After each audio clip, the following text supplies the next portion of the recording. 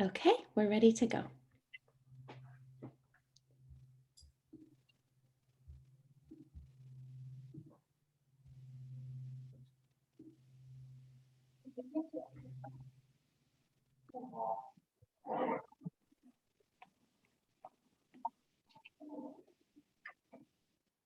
Well, today's agenda is focused on sharing the most up-to-date information at EEC, and that will include the free PPE, dedicated COVID testing and stabilization grants,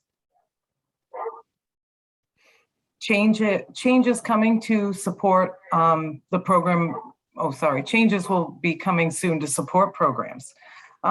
Most importantly, we want to collect questions from you so that we can be sure that our communications and technical assistance that will be coming for you in the upcoming months will actually be responsive to what you've given us for feedback.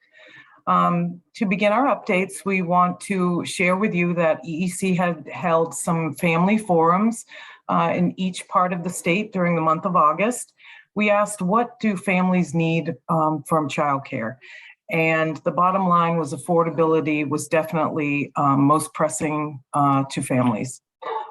Within our region, there were additional concerns. There seemed to be a shortage of infant toddler spaces, some difficulty having hours that accommodate families, their schedules at this time, and also the need for summer and vacation care, after school care, and some wraparound services for children attending childcare.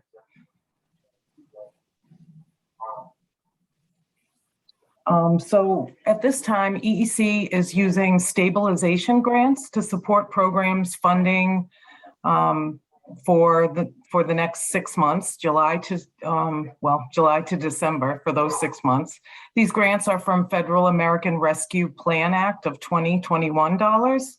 All licensed child care programs are eligible, and funding is based on a program's capacity. It looks like family child care, 72% of our region, the family child care programs have taken advantage of the grants, and 60% of our group and school age programs have received some of this grant money. The good news is that at this time, you can still apply. So if you have not at this time, you can. And it looks like in the chat, Eli is adding the link for you to be able to access the information for those grants. Thank you, Eli. So it's not too late. We're still accepting applications. If a program hasn't reopened and you plan to open, you can actually apply in advance for the month that you will open. You can reach out to your licensor and set a reopening date. If you have questions about the grants, you'll see there's a phone number and an email address at the bottom, and that is a special help desk where you can get the most informed answers for your questions concerning the grants. So that phone number is 833-600-2074, and the email address for that is eecgrantsupport@mtxb2b.com.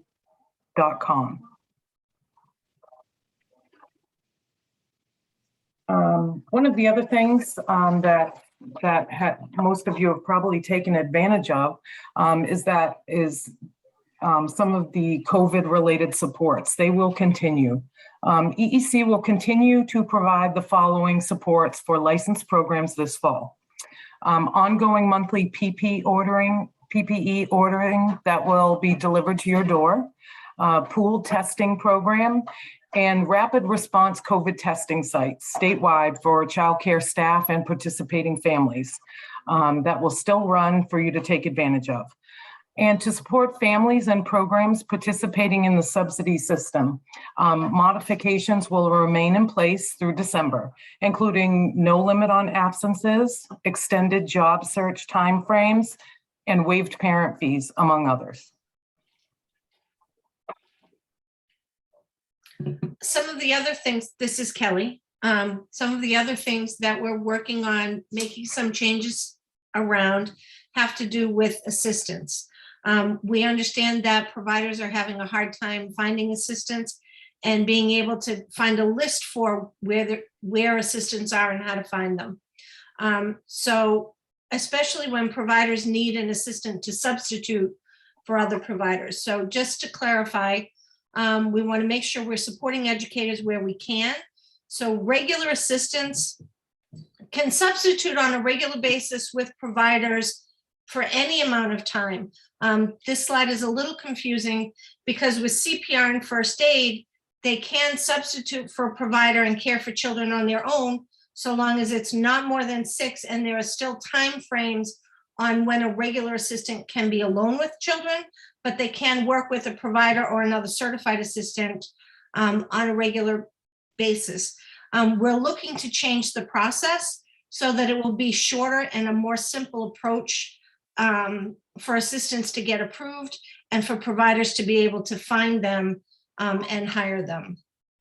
One of the big changes will be that educators will be validating the qualifications for regular assistants, although they will still receive an approval from EEC. And educators will be responsible for maintaining those records on file.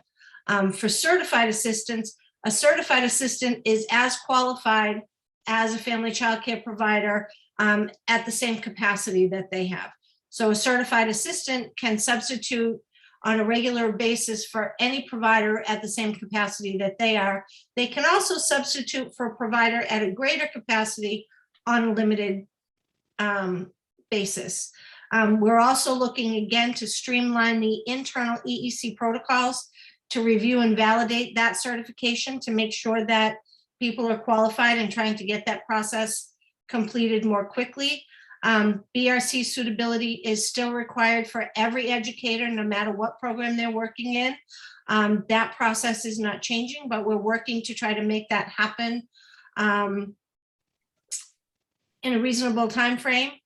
And we are looking to publish a directory of assistants that are willing to be listed as substitutes. Oftentimes, family child care assistants go through the process because they want to work with a particular provider, but in reality, a certified assistant and a regular assistant can work with any provider. So we're looking to create a directory so providers can look for assistants in their area that might have availability to work with them. Thank you, Kelly. You're welcome. Looking ahead the next year for workforce supports, EEC is working on many other ways to support the early education and care educators. EEC's Professional Pathways is a new initiative launching neighborhood villages after November 1st. If a program or educator goes to this website that's listed here, they can get help finding coursework that they need to start or advance in their early education career. Stay tuned as Professional Pathways website is launched and the work begins. Kelly? Okay. The other thing that we're working on is a professional registry. And so just for clarity, the professional registry is not the professional qualifications registry. That's a different animal, but we are looking to create this professional registry for educators. So it will be sort of a one-stop shop where training documentation can be kept, background record check processes will be there. All records related to employment in an EEC licensed program will be held in this professional registry. I have to stop myself from saying professional qualifications registry, just so you know. It will kind of be like a hub for educators, and so they can link with the programs that employ them. The registry will follow an educator through their career from role to role. So if you're someone who is a household member in a family child care provider's home, and then you apply to be an assistant, and then you later apply to be a provider, your history will follow you in this registry and it will all be there. It should reduce delays in recruiting and hiring as well. For family childcare, the processes will be adapted for the specific needs of family childcare educators. One of the things that happens frequently is a person gets background record checked as a household member and 6 months later apply to be an assistant. And then they're going through the background record check process again because it has to be attached to them as an assistant. This will be one place where they're already listed there as a household member. The background record check is already there. They'll know that it's there, and it will make it a much easier process when they go to be the assistant. So we're really very excited about this. EEC held engagement sessions regarding this professional registry, and those sessions have been recorded and they're on the EEC website, so you can go and look at them. I also did some of the testing for that professional registry database, and it really is something that is being designed so that it will work well for the educators, and your ability to go to this one place to do the gymnastics of finding what you need to find will all be in one place. So it should be very exciting.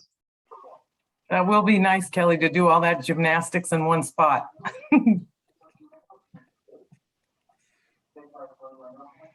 The EEC board meetings and engagement. So it is really a wonderful idea to make sure that you're checking in on the board meetings. Lots of valuable information can be accessed at that time. And as you can see from the slide, we have upcoming board meetings on November 9th and December 14th. And there is a link that you can use to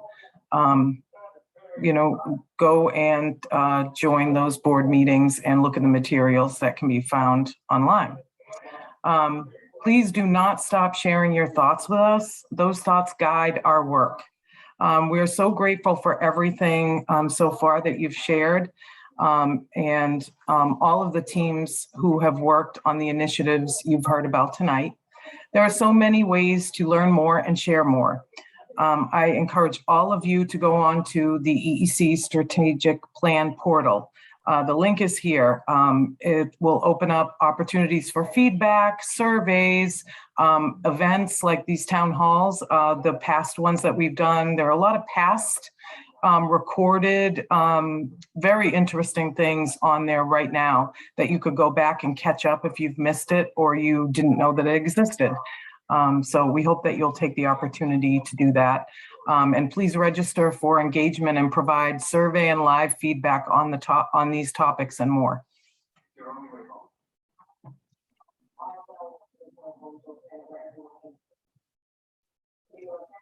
Would you like me to do the next part? Yes. Okay, thank you, Renee. I would love that so much, Eli. So I'm the logistics master, and so I'll help with the logistics on the next step.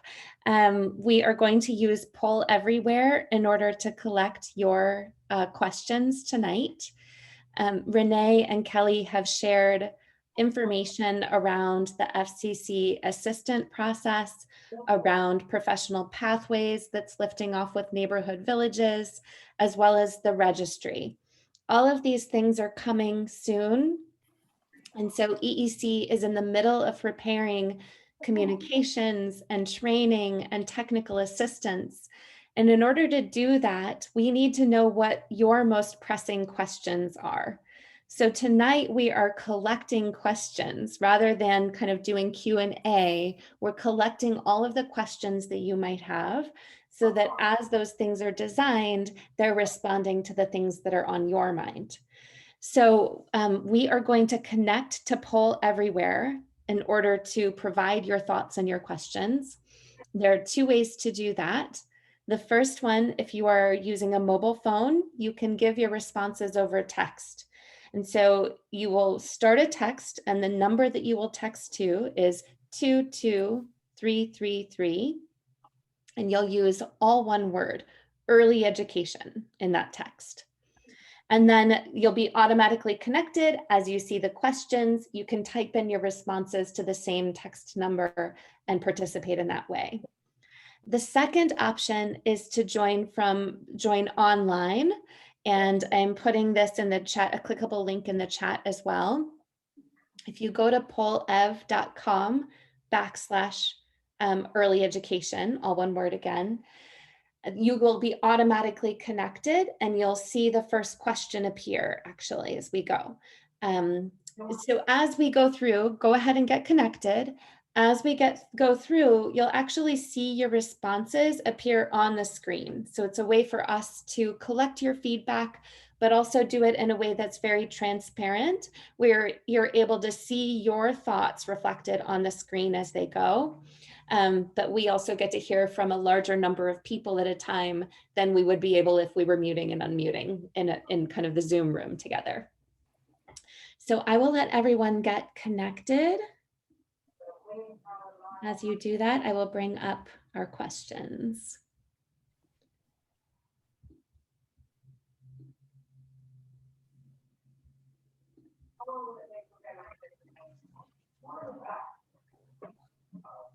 Okay. And so the first question is about the FCC assistant processes that Kelly spoke about earlier. And as you think about some of those changes or those supports, do you have any questions that we should make sure are answered?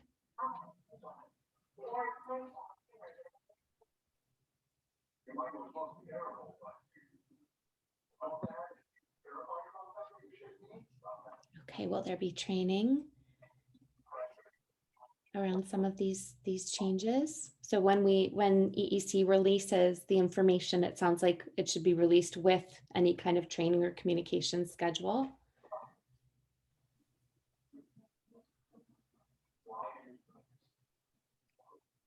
Any other thoughts?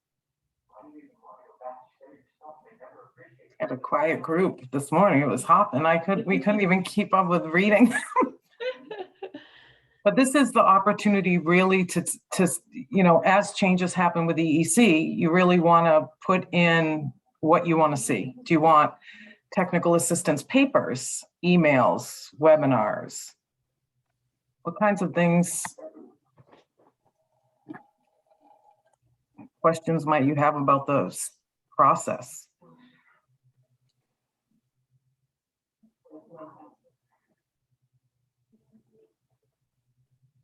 That's interesting. Can a provider explore the licensing history of an assistant? Why does the fingerprint link? I can't read the rest of that. I don't know. If someone else Comes so much later than the BRC is sent in. Anything else on this one? Maybe we'll move to the next question. I think some of this too, Eli, is that previously this is what we were doing in family childcare, and then it kind of gravitated back towards we were collecting some of the documents, so it's not as foreign as people think it is that have been doing this for a while. That's great. And it was more in the other group, maybe. Mm-hmm. So thinking about neighborhood villages, helping connect educators to courses or to certificate or degree programs. As you think about that sort of new service of that connection, and help with enrolling and finding free programs, etc. What questions does that raise that we should make sure we can answer when that launches? Great. Courses be online.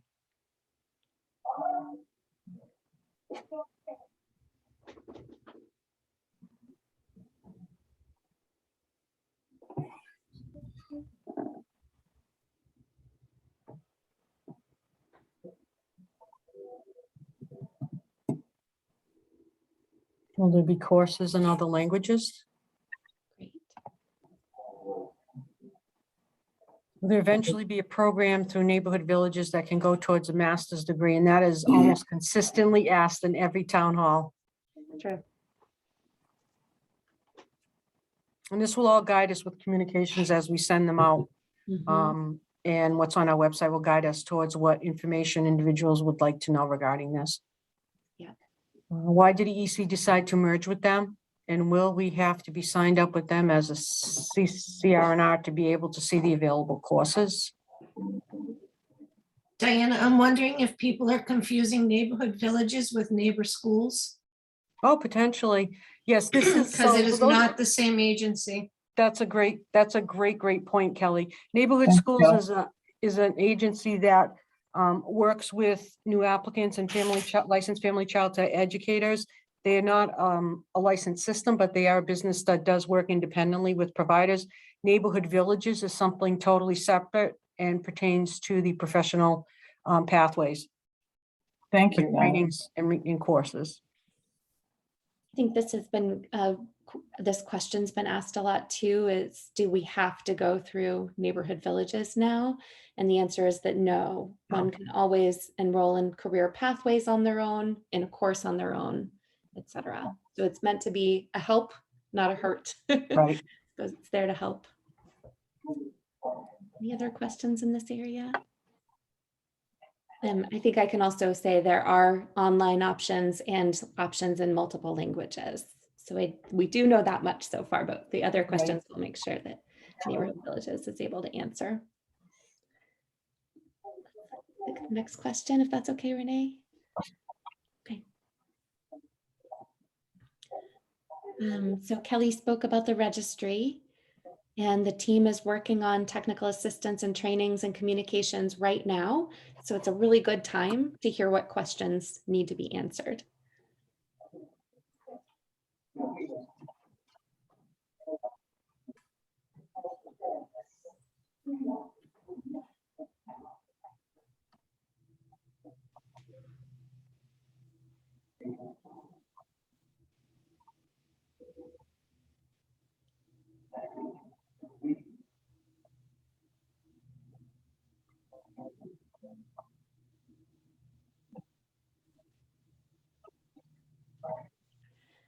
Yep, so clarifying the difference between the registry, the new registry, and the former PQR system. Mhm. Outlining how this is different.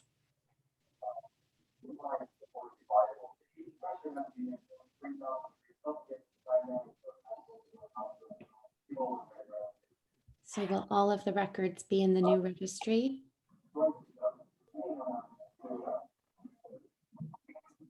Including training, I think that means will training be a part of what's kept in the registry? Explaining the role of educators in managing assistance, how secure will the information be? Absolutely. That came up before too. I mean, in this day and age, if you're going to have something online, yeah. Absolutely. Is this the only way for record keeping? So will there need to be hard copies for licensing visits? And then the interaction between lead and the professional registry, how those will work together, and who will have access to the records. All great questions that we will include. We need to include with that communication out in training. Yeah. Definitely. Anything else?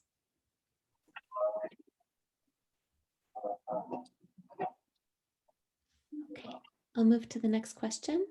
Okay with all of you?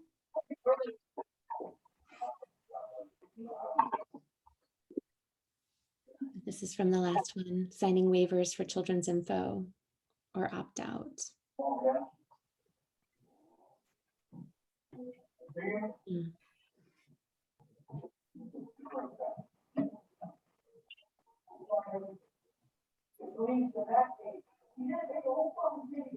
What's the best way to get information out? Do you prefer email, text, short videos online, webinars, trainings?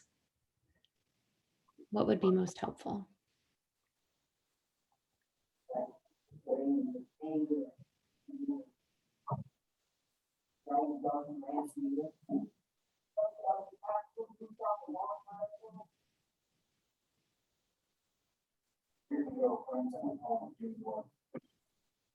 Is there anything about how the information is communicated that would be helpful? Training, self-help videos, email and live meetings, in-person trainings. Great.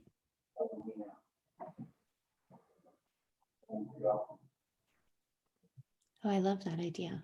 It's great. Yeah, that's been a constant comment around. Is there a system for alerting educators when new policies or documents are posted or available on our EEC website as we make changes? Mm-hmm. Long ago, it used to be a scrolling update page where the newest stuff was on top, so Right. you can kind of go back. Yeah. Interesting.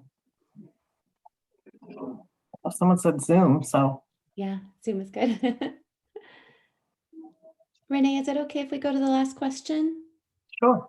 Okay, Thank you, Eli. of course. So I think we're interested to hear what is exciting to you, as well as where you might have concerns when we think about all of these things.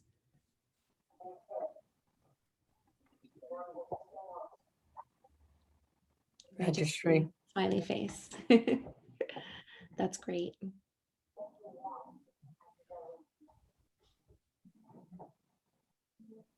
They probably will be more excited when they see it. Yes. So the FCC systems staff would like a way to get alerts. Mhm. Interesting. Yeah.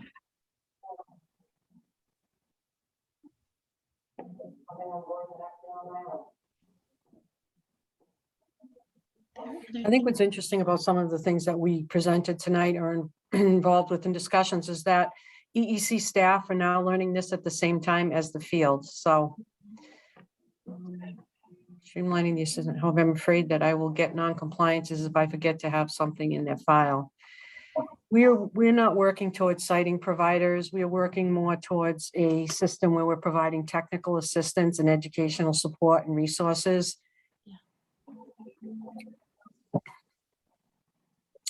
And I think also that this will be new, and when it's new, there's an understanding that it's new. Mhm. So, and one of the comments earlier on is making sure there's training for providers about these changes so that they'll know and have time to learn what they need to have and how they need to Mhm. review and be thoughtful about what that documentation is. You're right, Kel. Thank you. You are right. Only concern is not being tech savvy. Haha. Other than that, I think it's great that we are being heard and receiving results. Thank you. That's good. That technology issue comes up often. Yeah, and the only way through it is by going, ha ha. That's right. We won't mention how I long do. it took me, well, we won't mention how long it took me to find this new shared drive this morning, so. Yeah, we're all in a different world too, with so much technology. But I Absolutely. do think the plans are for the registry to be accessible from a mobile phone, to be very flexible in that way so that it's a little easier to use than some other things. And it's designed to be accessible for providers when they go into lead, their registry will be there. Great. So it's not a different place and a different login and a different password that they have to remember. Which is excellent. That's a good point, Kel. And one of the primary individuals working on this project is very familiar and has been instrumental, a couple of the individuals actually, in development of lead. So they're very familiar with what you all are currently working with as well. Info self-reported. It sounds like that's maybe for FCC assistant, Maybe, or it may be registry. I'm not sure. Yeah. I guess is that that's around the registry process itself. Okay.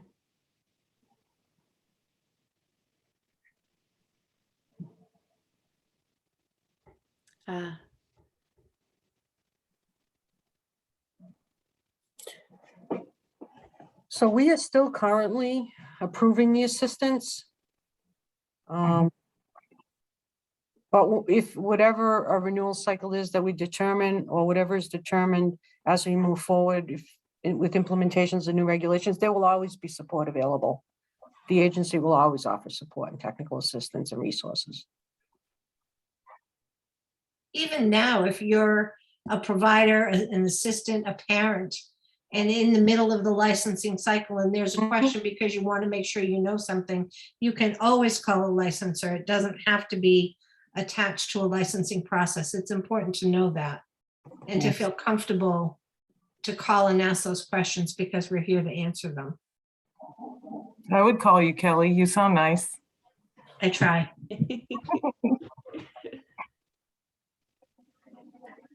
So Renee, if it helps, maybe I'll leave the question open, but bring the screen down so that we can let folks, you can close it out and let folks go.